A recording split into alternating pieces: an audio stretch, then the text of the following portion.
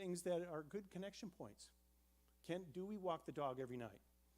Do we have a sit down and talk to each other? Do we do a devotion in the morning for couples? What's our points of connection that we negotiate? And some might be regular and some might be once in a while. Hey, do you want to do this thing? We know couples research tells us that firing new stimuli in your brain helps improve the relationship. Same old does not do that. There need to be new experiences that you have together as a couple to keep the relationship healthy. So that's a little bit about that. The third handout, I think, was a tenderness exercise. That's a really oldie but goodie. That is about making a list of the things that I think you would experience as love. Very easy, small acts of service, a lot of them, but they can be words of affirmation, other things too. And then you do them, and then you debrief as a couple. Did I hit the target when I folded all your socks? No, I don't really care about my socks. You need my socks folded. I don't need my socks folded, okay? So you're calibrating, right? If you're giving them what they really don't value, you're not making a very good connection. They don't feel thought about because you're actually putting your agenda in those actions. It's much harder to say, well, what would be meaningful to you? To show that I think about you, I remember you, I carry you with me, I act on that. That's where we feel loved. That you have that knowledge of me that I've given you and you are acting on it, that's a beautiful thing. So tenderness exercise is a little way to do that. Video? Other questions, okay. You guys have any questions? Come around with this. Any questions? Don't be shy. This is your chance to ask the expert, Don Hall. Anybody? Okay. Let me see. Actually, I want to ask just this one question that I had on the list of questions. So it was number 3 was on that list. So let's say that someone I love is angry with me and will not forgive me. So they've cut off the relationship. So what options do I have to try to reestablish the connection? Yeah, you picked the hardest question. Of course. Mm-hmm. I had some thoughts about that. First, search your own heart, check your own self about this. What have I done that might be hurtful to them? They may have a specific reason why I have hurt them, and they've cut off out of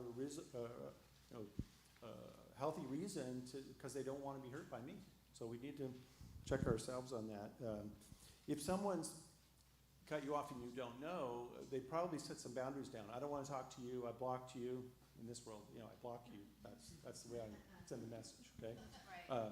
So the tendency is to want to break through that. I want to go around to a third party. I need to find out why she's not talking to me. Probably a mistake to do that. Now you've created a triangle between yourself and this other person. And now you have to talk to this person who talks to that person who talks back, and then it can get mistranslated. You're also not respecting their boundary that they have decided to block you. Right. And I think even if they didn't like what you did first, now you've made the problem worse. Right. Because you're being too demanding, or you're groveling, you're too desperate. Now I'm going to probably keep more distance from you. But this is a very hard problem. Yes? So why do they do that? Why do they make that triangle? Because it's their own defense? Well, you can be on two sides of a triangle. One side is, I go to you about you, and to get information rather than going to you directly. The other is you are the point of the triangle, and the answer to that is you need to say, you don't have a problem with me. You need to work it out with that person. Don't get hooked into that role. Sometimes families do this as this is how they operate in the family. I talk crap about you, and then when I'm gone, you talk crap about me, and that's how we express ourselves in this family, okay? And the answer needs to be, you got a problem with her, you go talk to her. You got a problem with him, you go talk to him. I'm not going to receive that about another person. I think that's biblical, and I think that's how we should handle that. But if we're on the delivery side, I am being the person to talk about another person. That's gossip, for the most part, okay? But how do you break through when someone's shut you out? You need to respect their boundary. Once in a while, I try to, I suggest, even if it's only once every few weeks or you pick the time, make an effort to reconnect, but don't directly discuss the issue at first that you've had with them. Try to reestablish the friendship. How are you? I've been thinking about you. I've been praying about you. And you may get nothing, and especially if they keep blocking you. You may have to wait for that opening to come some other way. And it's very hard between parents and children if your child has shut you out. I had a case once where the parents did not celebrate the coming out of the grandchild, the grandparents. Sorry. We have online people. Oh, okay. Thank you. Sorry. My mistake. The grandparents did not celebrate the coming out of the grandchild. They just, God did not really give them a peace about doing that. They could accept, but they did not celebrate. And the parents cut them off. I can't have you around my child. That was horrible. But they had to do what is right, from the Lord about the right way to respond to this. And sometimes we get in very difficult situations like that. You have to, the higher laws, you have to keep your relationship with God. If that's what God leads you to, pray about it, get counsel, do whatever you need to do. But sometimes there's reasons that people cut us off, and it's painful, but we're doing the right thing. So, how do you find your way back? If the moment comes, you've prayed for that person. The biblical idea that you pray for your enemies, if that person is cutting you off in that way, I think you can think about them as, at least for this season, they are against me, they're not for me, I need to pray for them. That will, in many cases, soften your heart about them. And then God can do something, because you're going to need God to intervene here. If you try to break that door down, I think in many cases you make it worse. So. Yes, I totally agree. Okay. Okay. Any other questions? Oh. Stage 2? Okay, go ahead. Wait, hold on. Over here. Sorry. One more question? Oh, over there. I was just curious how often should you take like the love languages quiz? Because I feel like every time we take it, Does it shift over time? it tends to shift. Like once one love language is met, then another one starts to creep up. Like, oh, now you're not meeting this one. So Okay. how often? Well, oftentimes, if you take it, you find out you have a primary and you have a secondary. So I think those two, I don't think are going to shift too much. They might flip-flop, but there's still, I think, a good idea to try to focus on those two. This is about your own self, then try to be aware of your own self. So I think I wouldn't take it all the time. It's sort of like the Myers-Briggs type indicator, if you've ever taken that. Over time, some of those numbers shift a little bit. That you might be a little more extroverted than you were before, or a little bit more feeling than you were thinking. Those things shift over time a bit, but not hugely. Typically, I think it's pretty God-given. One more question back there? Yeah, okay. I want to say, when I became a mom, my love language became acts of service. So, anyway. Yeah. Okay, this bounces off the last question, not the question before. What if you're that person that has put that distance, or you've set boundaries and those boundaries keep getting tested, and then you've allowed time to try to get that healing from that, and allowed that person to hopefully know those boundaries, and now you've just created a wall. I'm So still you're gonna just say a couple times a year, if that's all you can do, you do a check-in, because God can work on people's hearts and their hearts can change. Okay, I don't like cutoffs. I'll never speak to you again. I don't think that's right. I think even if you have to protect yourself and keep it very short and superficial, you're doing some point of connection to see if their response is different. If it's superficial, it's superficial. They've decided, I don't want to be close to you. And then we have to come to grief and go through grief process and accept that. But I do think full cutoffs are not healthy as Christians, because I think God can change people's hearts.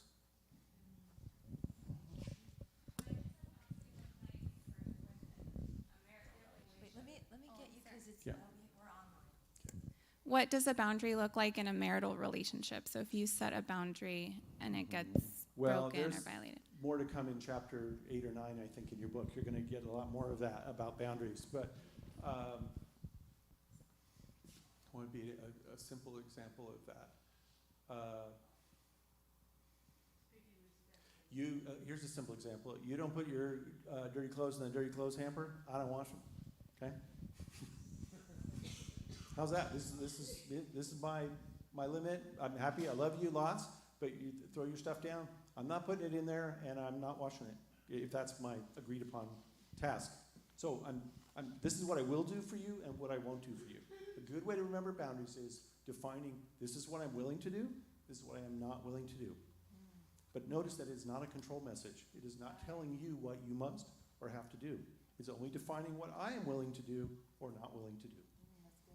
That's a good way to remember boundaries. Okay, I think we have to move on to the next video. Thank you.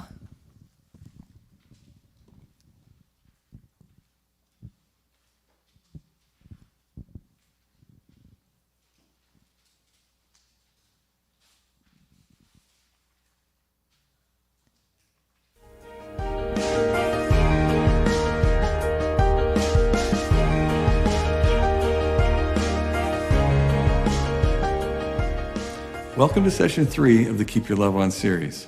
I'm Danny Silk, author of the book, Keep Your Love On. In this session, I'll talk to you about the relationship between fear and love and why it's important that we understand the damage fear creates to our connection and our ability to manage ourselves. I want you to experience how powerful it is when we choose a partnership with the spirit of love.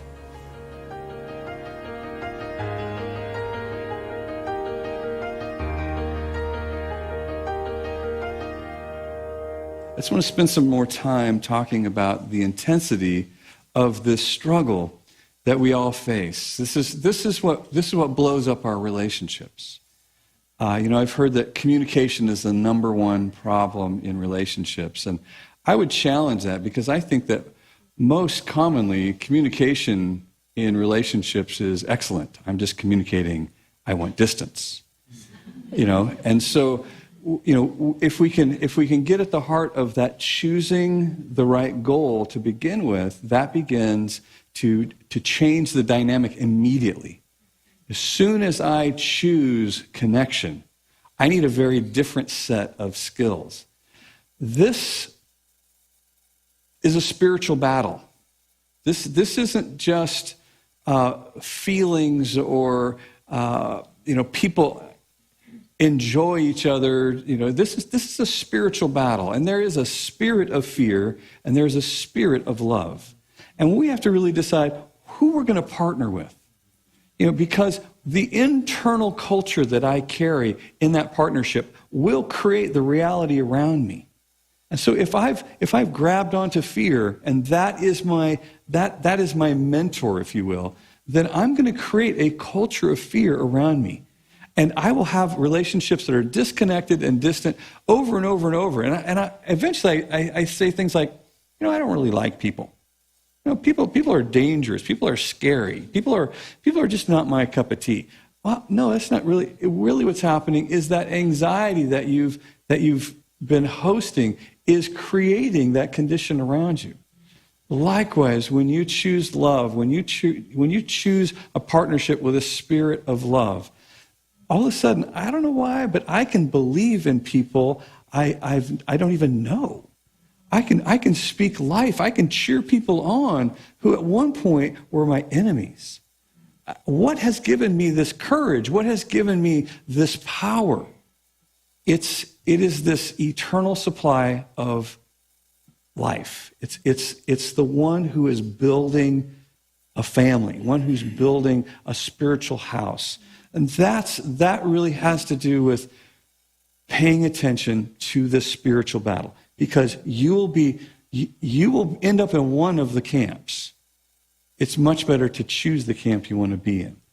This idea of fear, the experience of fear, it changes the way you interpret your world. It changes the way you see things. A story that I heard years ago. I heard later that it was an urban legend, but I still like this story. That these two ladies are in Las Vegas, and while they're there, they're winning. They're like, oh my gosh, we're winning, And so they got their chips and their bucket of winnings, and they get in the elevator, and the elevator doors open, and there are 3 African American men standing in this elevator.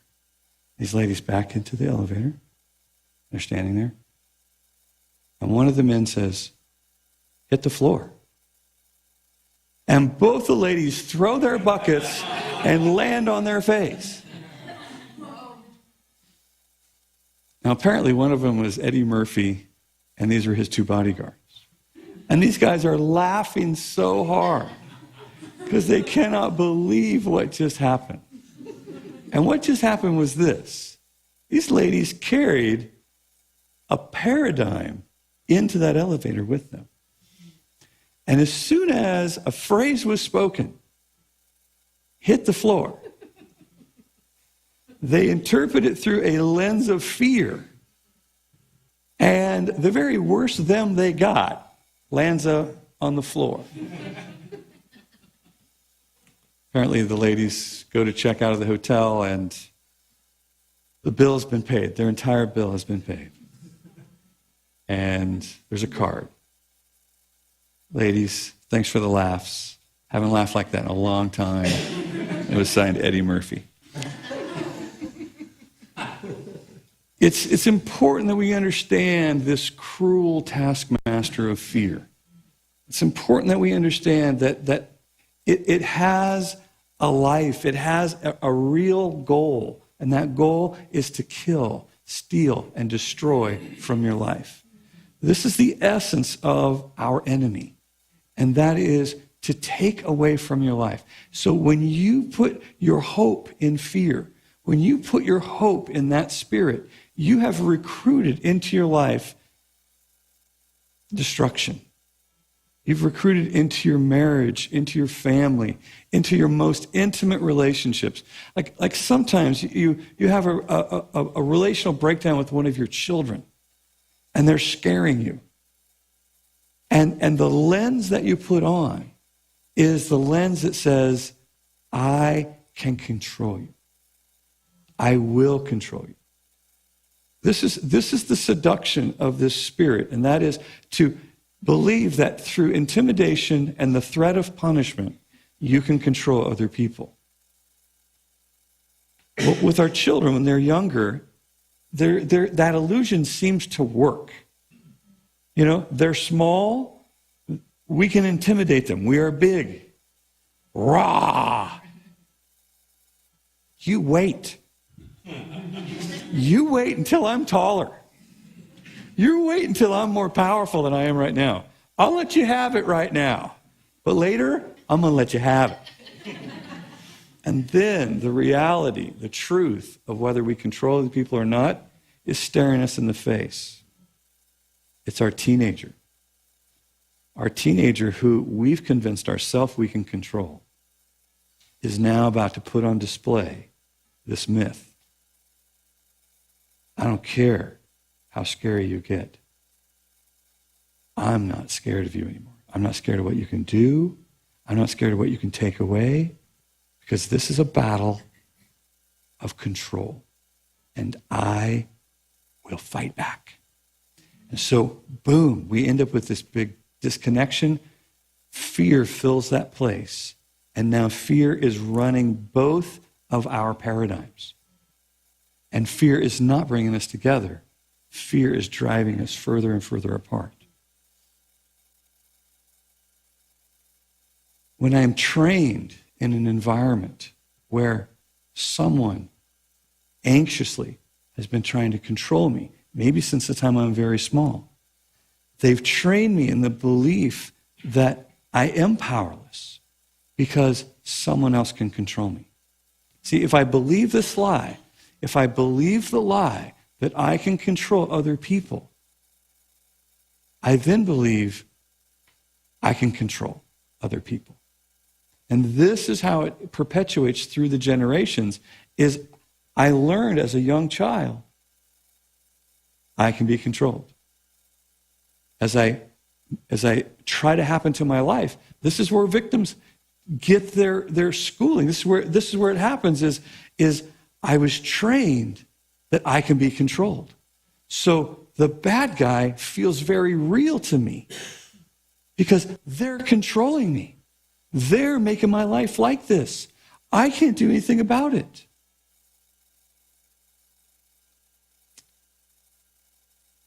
It's not true.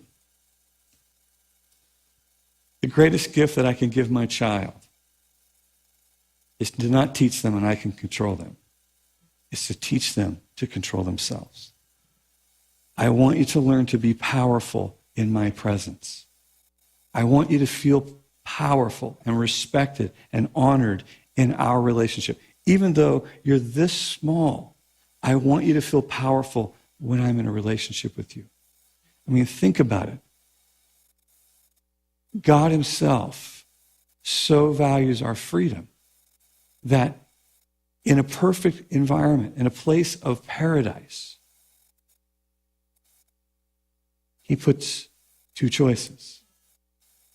You have the choice to disobey, the choice to rebel, the choice to walk away from him.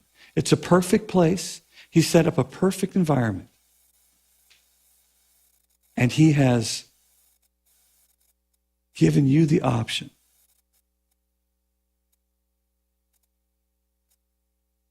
to choose someone besides him. See, what makes the Garden of Eden a perfect place is there's a choice. That's what made it a free place. And so understanding that God has great value for your freedom that he created you to live in changes my paradigm of how I live when I have authority or when I have a relationship with other people. I realize there is a line. And this line is a place where my life stops and your life starts. Well, in the third section, we'll be talking about boundaries. And this is really where they begin. They begin in the reality that I have a limit to what I can control. I love you like crazy. You're my child. But you know what? My life stops right here, and your life starts. So the only thing that's really keeping us together is our connection. If we lose our connection, I really have no influence over how you do what you do with your life. This is tragic. This is the scariest thing in the world for a parent is I've lost my connection with you. I've lost my connection to your heart. I don't even know how I'm going to influence you for the future. There were some great questions that actually were asked about how do I handle my kids who are on social media all the time? You know, what do I do? And really changing the shift from how do I control, basically, how do I control and get the outcome that I want to how do I listen and find out really what's going on and how to get into the world and communicate with them so that there's a two-way flow of communication. It can be applied to a lot of different areas. I've chosen to start with my most important relationship, which was with Kelly. And it's starting to trickle down to the kids and seeing how we can affect change in their lives. But also, there's a lot of application in the business arena as well, but I'm focusing at least initially on our relationship. That's true. Our relationship with the Lord has the same dynamic to it. He has no control over you. He doesn't want control over you. He never has. He's always wanted you to be free. He chooses you. What will you do? He minds his half of the relationship. What are you going to do? See, you are powerful, and therefore you are responsible. And this is the dynamic that we keep in mind when it comes to fear or love. It has to do with I must protect the connection by managing me. I manage me, and therefore, I've done all that I can to set us up to be connected.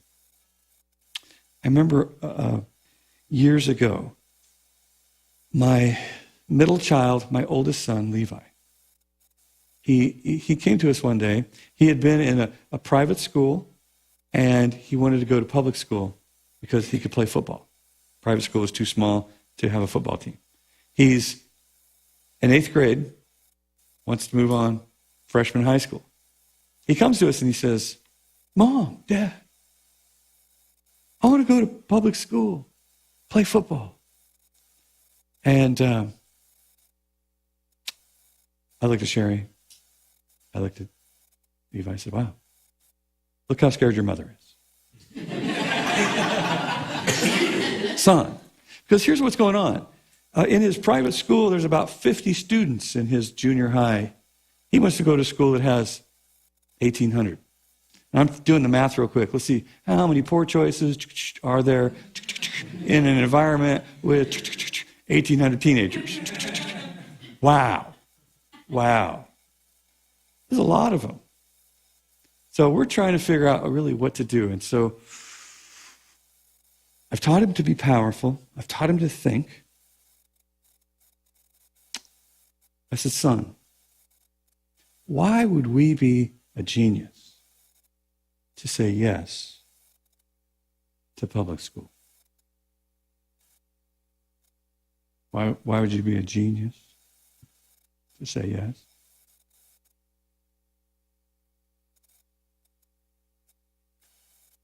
Because I will not break your heart. Oh, dang. Were you expecting that answer? I wasn't expecting that answer. That's like the perfect answer. Were you praying? Where did you get that answer? See, here's what he's doing. He's putting on display the whole point of our relationship. It's his job to manage him in all his freedoms, in all that's available to him. There are poor choices, there sure are, but it's his job to manage him, to protect us. So as we emphasize the us, as we emphasize the connection heart to heart, we both begin to manage what we can. And that is, we keep our love on. We protect the relationship by taking responsibility in the relationship. See, the whole point of this first section is that we understand this thing about connection. Connection drives fear away. Losing connection invites that powerful destructive force to come back. And so once we realize we have a disconnection, please register, this is the biggest problem in the world. The biggest problem in the world is to be disconnected. I do lots of teaching with parents. And I was in this public high school setting, and these kids, the parents in the room have freshmen who are being kicked out of school if something doesn't change. And so I'm talking to these parents, and I got them laughing, and I'm telling these stories, and there's this lady sitting in the front row, and she's not smiling, she's not laughing. And so I just start looking over her, like, okay, I'm not sure what your deal is there, lady, but I'm just going to go right around you. And somewhere in the middle of that session, she raises her hand. She says, all right, Mr. Know-It-All. I'm like, we're off to a great start, She says, my daughter is getting kicked out of high school. She won't do her homework. She fights with her brothers and sisters whenever they're in the room with her. She fights with me 5 times a day. She is smoking pot. She is sleeping with her boyfriend. She's sneaking out of the house at night. What do you do about that? And now I realize, this lady did not come here to be entertained. This lady is hurting. This lady needs some help. And so I said to her, talk to me about your connection with your daughter. How is your heart-to-heart connection with your daughter? And she looked at me like I rolled up a newspaper and swatted her in the nose. She was like, because she thought I was going to give her some, here's what you do. You do this, you do this, you do that. I did it. Didn't work. That's my connection with my daughter. And then pretty soon, the emotion starts to well up because now she's thinking about something she hasn't thought about for a long time. And that's the love they are not experiencing. Now here comes the tears. Here comes the tears, and she says, we don't have a connection. We are scared to death of each other. I said, right. I said, that is the biggest problem in the world. If you don't solve that problem, I really don't know what you're going to do about all that other stuff. And so we talked about love languages. We talked about cleaning up the mess. We talked about all kinds of stuff. She goes home. She comes back the next week. Every time I start with testimonies like, okay, what happened last week? What worked? What didn't work? Let's let me help you. Her hand shoots up. Oh my God, it's a miracle. I said, what's a miracle? She goes, my daughter and I only fought 5 times last week. I'm thinking, wow, that'd be a rough week at my house. But we're down from 35, right? I said, well, what happened? She says, well, I went home, I cleaned up my mess with my daughter. I apologized for being a control freak and trying to scare her and punish her for everything she did. And I told her I realized we were disconnected, and I told her I wanted to be connected. And then we talked about our love language, and we're about disconnected right now, but it's awesome. I said, well, fantastic. So next week comes, and next week this girl looks like she's about 14. She's walking about 10 paces behind. The mom sits down. The girl goes up and sits in the back of the room. So sits up there on this kind of a theater kind of room, and she's talking. Or she's just sitting there watching. I'm talking. So I was a little more animated that day. I'm trying to get her to laugh, and she's cracking up because she has come to see what we have done to her mother. What did you do to my mother? This is a different woman who's at my house. And then by the time we got to the 6th class, the last class, she says, she comes in, she sits down, the daughter sits next to her, and the 2 siblings sit next to the daughter. They're sitting there in the front row. And I have this, okay, what's going on? This is our last class. You got any more questions? I'm not going to be back for a year, so come on, ask any questions you got. No questions. Oh, come on, people. This is not the week to get shy.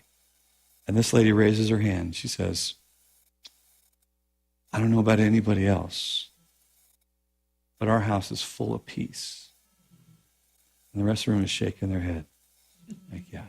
See, what happens when you increase the love and you protect that connection, the fear reduces, and you have an opportunity for heaven to come to earth.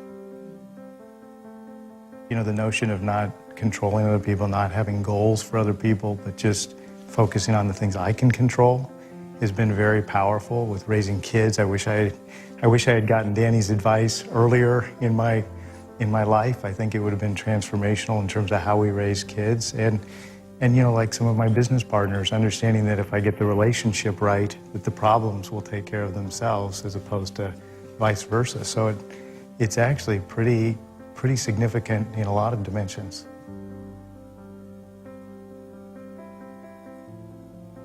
Ask yourself this simple question. Do I believe I can control other people?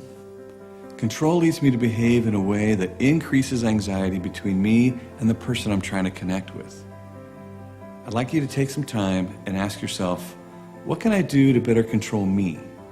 What can I do to protect our connection when I really do feel hurt or afraid? Remember, keep your love on.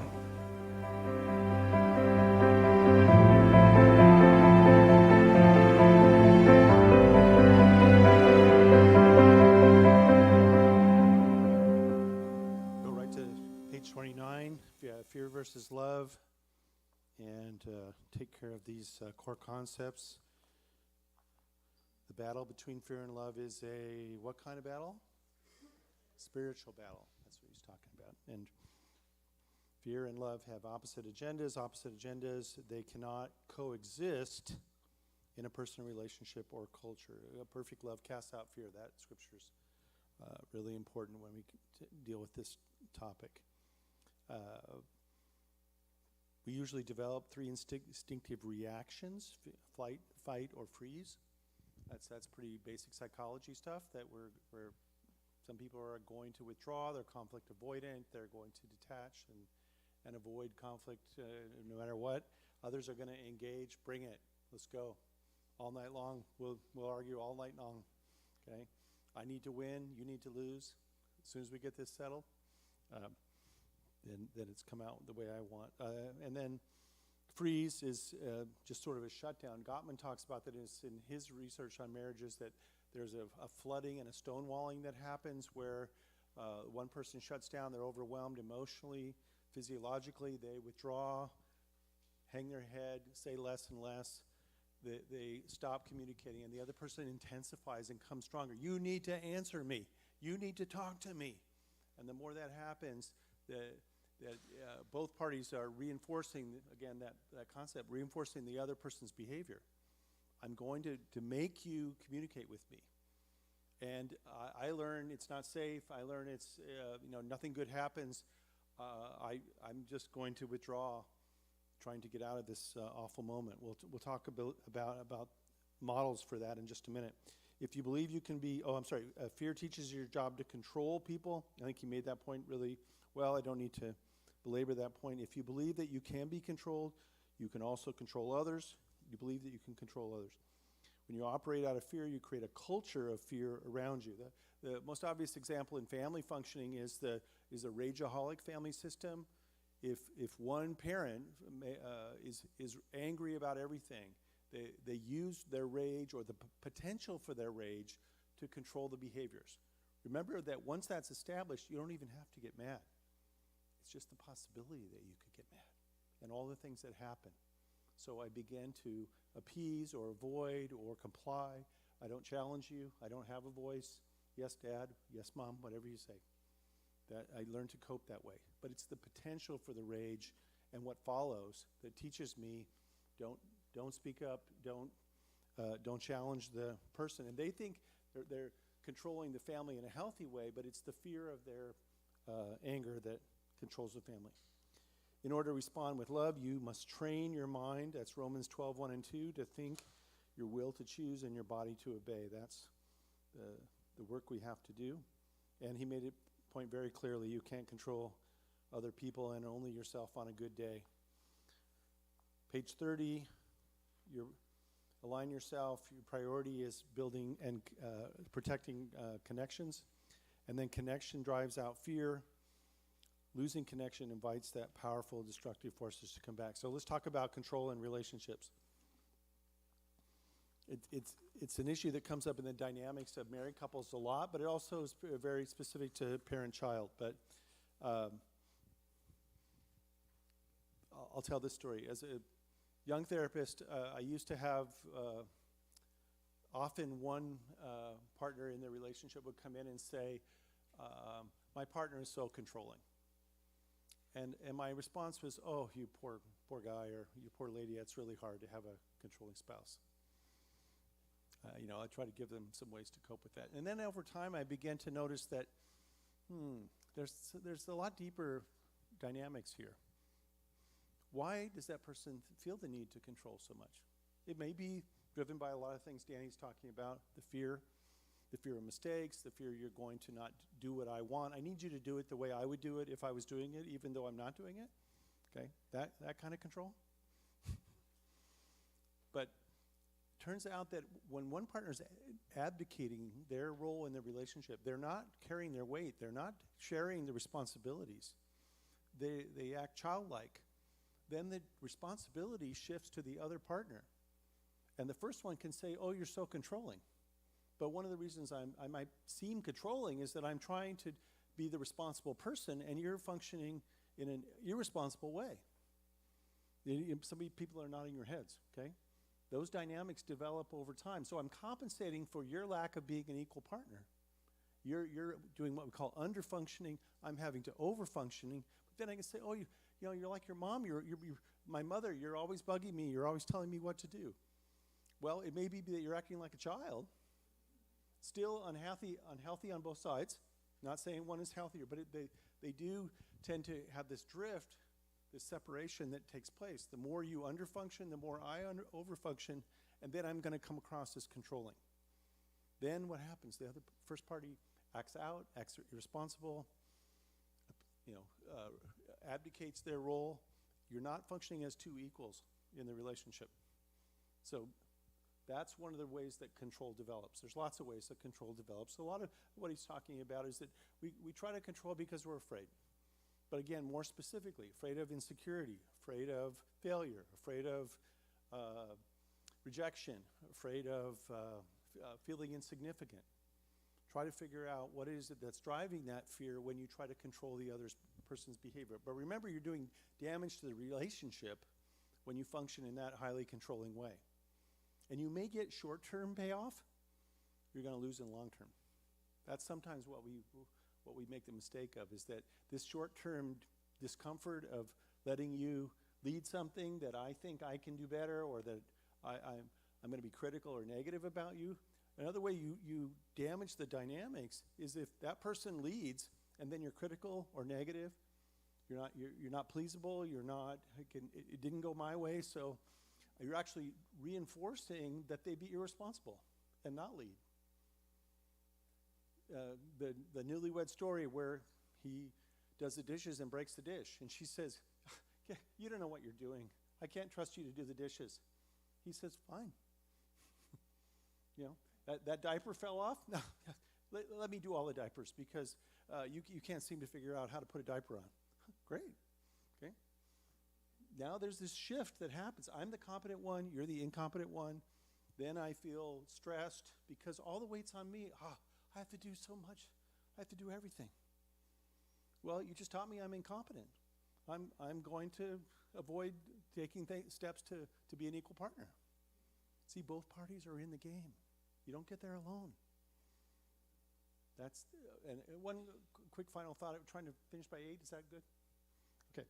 The three models of relationship that I often talk about. One is appeasement. I don't like the happy life thing. Don't ask me for that.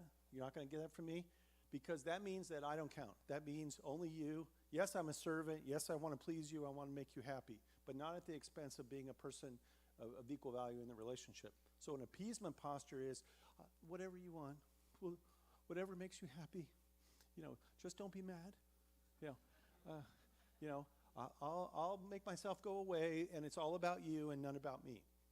That has not helped the relationship over time. But it's developed to avoid conflict. It's sometimes, I think, taught incorrectly that it's actually the loving response. I don't think that's the loving response. You matter, I matter. My voice counts, your voice counts. We need to work this out. Okay? The control comes second, and he's talked a lot about that, and I've talked a little bit over that. The relationship where I need to tell you what to do because I'm the only competent person in the relationship. And it often comes when people are insecure. I need to control your behavior. Well, where did you go? How long were you there? Who did you talk to? Did you talk to any other women? Okay. How many beers did you have? Okay. I want to know all of that because I'm so afraid you might function in a way that would make me feel uncomfortable. So I'm going to micromanage that. Then what happens? You think that behavior is going to go away? No, I just stopped telling you the things that upset you. You're not going to get truth if you approach that way. Okay. So the final thought is what I call an awareness model. It comes out of 1 Peter 3:7, where the scripture says, "Husbands, dwell with your wife according to knowledge. Live with her in an understanding way." That means it's my job to gain the knowledge. You have to provide it. What are you thinking and feeling? What is God saying to you? I need to hear that. I need to have awareness of that. I need to carry that around. I need to function with that awareness and act out of that awareness. Not telling me what to do, not me telling you what to do. That's where I fully agree with Danny about that. The awareness, thank you. The awareness model means that I factor in what I know about your heart, your spirit, who you are. I factor that into my position as your spouse. And it flows both ways. It's not just male to female, but You need to know your husband's heart. You need to act out of that. That is how we want to be loved, in my view. Acting out of that awareness model. Here's the challenge. If you're the controller, go 7 days and don't tell anybody what to do. No one. Tell no one what to do. Okay? Now, if you are a manager at work, you've earned the right, you sign the check, whatever, yes, you do that. But I'm talking about your personal relationships.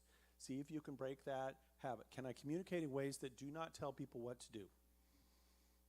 There are ways to do that. It may take some practice. Okay?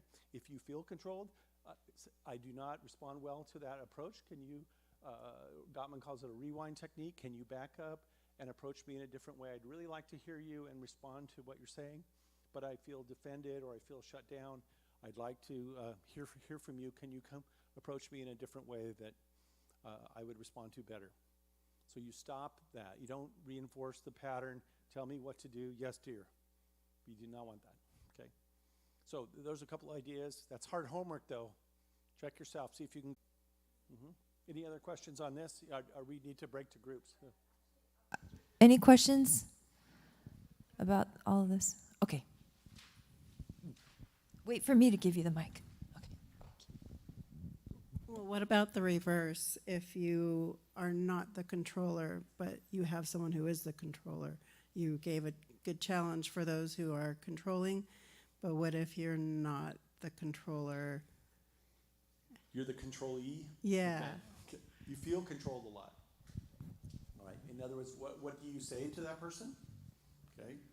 Well, I think you have to have a stronger self. I do not respond well to being controlled. In fact, something pulls away from me. I feel less connected to you when you tell me what to do. Try to describe the effect on the relationship. I don't feel close to you when you treat me like a little girl and you bother me. That doesn't help me feel attracted. A lot of men, if you say, it doesn't make me feel attracted to you, ding, ding, ding, okay?